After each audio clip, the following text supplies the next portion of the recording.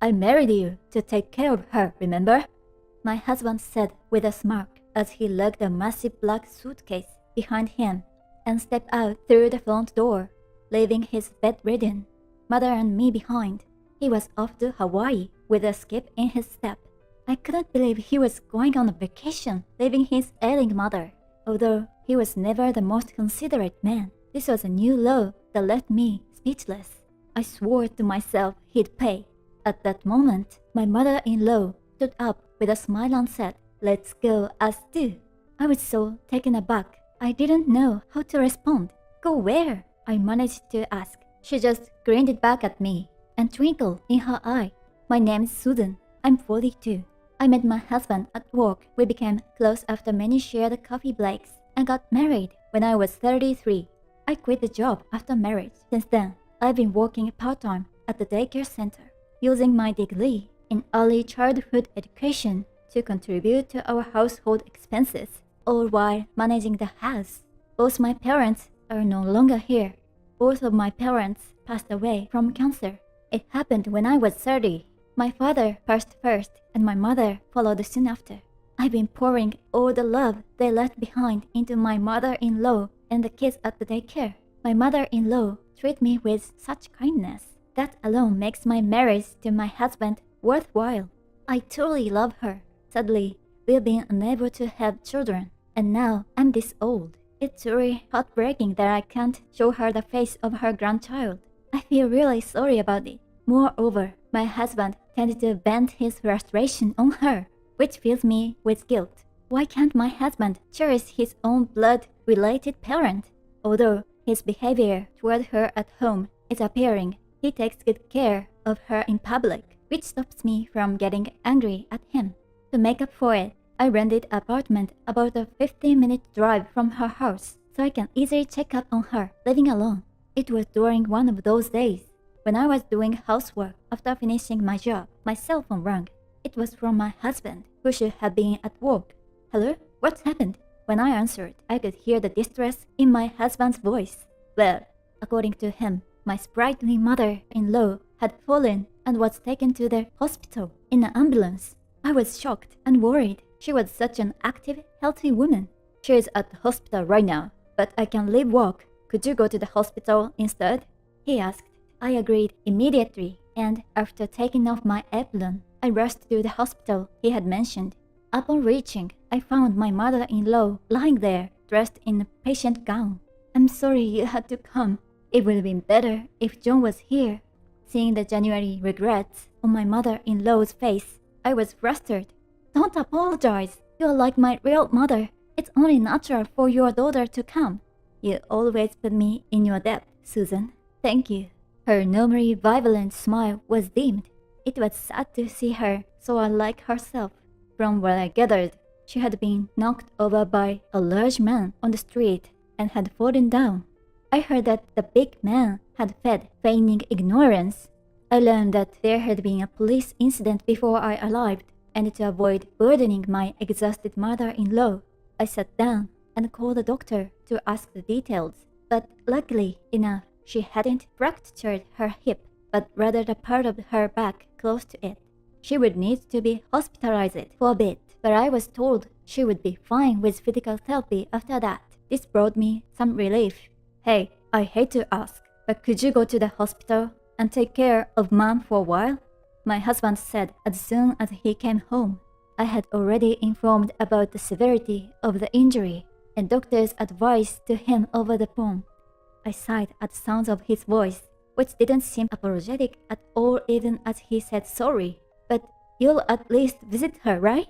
I asked my husband, who always made plans to go out on Saturdays and Sundays, but he let out an exaggerated sigh and said, "No, I got plans on the weekends. I've been invited to play golf and drink by my boss. I can't say no to that." I was so shocked that I couldn't say a word. "But she's your mother." As I said this, my husband just said with a faint smile, "So what? My job comes first. I leave everything to you." "Oh, and I've already eaten." With that, he stripped off his suit and headed for the bathroom. It was his usual routine, but I thought this was too strange, even for him. He often ate dinner before coming home, but his boss couldn't be so terrible as to prevent him from even paying a visit. At the moment, I made up my mind, but not yet. The real challenge was still ahead. I decided to take a leave of absence from work due to needing to prepare for things like changing clothes, since the hospitalization would last about a month. My director gave me his approval willingly, and so a month passed. In the end, my husband didn't visit even once. I didn't feel angry anymore. I was just tired of my husband. That was 2 days before her discharge. It's about Mom. When I asked him what he meant, my husband unilaterally continued the conversation. After her discharge, I was to take care of her, and to do that, I would have to live with my mother-in-law in her house. All of this was up to me, and since he didn't know when he would return, he would have to keep our rented apartment as it is. Since my mother-in-law still needed physical therapy and nursing care, I decided to extend my leave of absence. Although the number of children to take care of increasing during the summer vacation, my director kindly said, please manage it properly. While my mother-in-law was now able to sit up in bed, she still needed help from others. That is, if she was left alone, she would become bedridden. I rented a remote control electric reclining bed for my mother-in-law's room, bought a bouquet the next day, and went to pick up my mother-in-law who was being discharged. My mother-in-law was very pleased to receive the bouquet and thanked me many times. My husband didn't come. I knew why, but I didn't do anything for now. Doing all the housework and caring for my mother-in-law was hard but not painful. I found it heartwarming to see her gradually recovering. I had been living in my mother-in-law's house for 3 months. It was around the time when her health started to improve. My husband, who hadn't provided any care to his biological mother for those 3 months, instead often being madly running off to our rental house, was now in good spirits. Next to him was a large black suitcase. Where are you planning to go? Even though I already knew the answer, yet I dared to ask. It's Hawaii, baby. Gotta burn through some PDO. I'll be there for a week. I married you for the caregiving, so I'm counting on ya. As he left, looking down on me, he picked up his large suitcase, opened the front door, and left. He cheerfully left his bedridden mother and me behind, headed off to Hawaii. How could he leave his own mother, who needs care, and go on a trip? He's always been a man without much empathy, but this was just too much. It left me speechless. I will make him suffer. That's when my mother-in-law, smiling, rose to her feet. Well, let's go ourselves. I was so surprised to see her suddenly stand up that I couldn't react properly. Where to? I asked in return. She said with a sparkling smile, to our new home. My mother-in-law said it with a carefree tone. However, I was more concerned about her injury. Mother-in-law, when were you able to get out of bed? I was bored being alone, so I started doing physical therapy. There's nothing wrong with my bones anymore. I'm sorry for keeping it a secret. I just wanted to surprise you. My mother-in-law laughed cheerfully. My vibrant mother-in-law was back. However, I was still in a state of confusion. I'm glad to see you standing, but a new home? When I asked, my mother-in-law responded in a bright voice. Yes, let's get everything moved while he's gone. Don't worry, I had a modern house built just 3 stations away. We can move with just 1 phone call. Then my mother-in-law told me something unexpected. She had received a large sum of money from the insurance after my father-in-law, who had passed away in a car accident. A friend she met at daycare had offered to rent this house. I didn't think this house, as small and old as it is, was enough to leave to you. She said the new house was barrier-free, considering our old age. It was already around the time I got injured, and while I was deciding when to move, this whole situation came about. But my mother-in-law continued. Now I can repay you for your kindness. Let's quickly call the movers and get this done. She chuckled, and I couldn't help but smile too. We rented a wheelchair for my mother-in-law, who could stand but still found walking difficult. We took a medical transport taxi and headed to our new home. The new home looked like a church, complete with a yard. It was a two-story, stand-alone house. That day, we asked the movers to transfer everything except my husband's personal belongings. Setting up little things like plates was one thing, but getting the larger pieces like wardrobe places correctly, and then just turning on the electricity and gas was another. My mother-in-law had quickly arranged it all over the phone. "Susan, thank you so much." Out of the blue, she said this to me as we were settled down, eating takeout.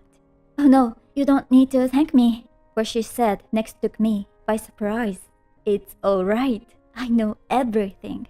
It seems like we ended up hiring the same private investigator. Suddenly, it clicked. I realized she knew that I knew why my husband had gone to Hawaii. "You knew?" She nodded sadly. "Well, I am his mother, after all." I knew something was off. Now, what should we do? I had made up my mind. Let's decide when he returns from Hawaii. A week had passed since my husband left for Hawaii. My cell phone rang, notifying me of a call from my husband. As I expected, I thought to myself and picked up the phone. "Hey, what's going on? I can open the house and no one's answering the doorbell. Where are you?" I inadvertently grimaced at his loud voice. "The house keys have been changed for the new resident. Your belongings are at your place." Hearing this, my husband shouted in frustration. "What? What's happening?"